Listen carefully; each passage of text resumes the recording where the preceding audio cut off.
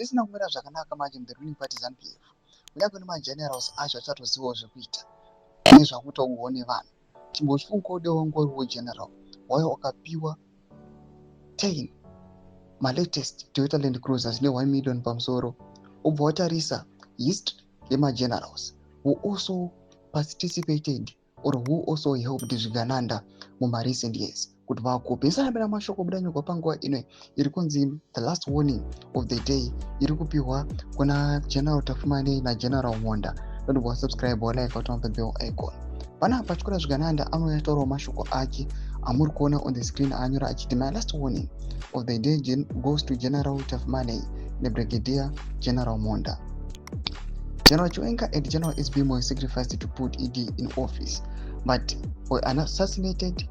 SB Moyo and had a failed assassination attempt on General Chiwenga. ED use and kill Varume. You are not safe. Ndo mashoko ari kutaurwa panapa nachikora Zvigananda achiti you are being warned. Panapa tiri kuona kuti this warning is going kuma generals ese aripo, especially those who are taking part panhau idzi dzema-amendments and the likes. Ati vanhu havachadozivi kuti voita sei.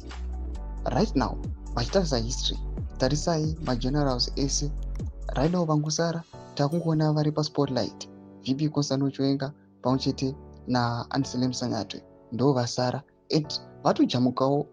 Takaona kuti pa the last cabinet meeting they were against these constitutional amendments.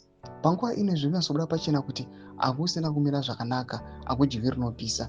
Iwe chimbozvifungawo kuti dei wangoriwewo one of the people who have been given ma-warnings pamusoro pema-gifts amuri kuona ari kupiwa, these fleet vehicles and the likes.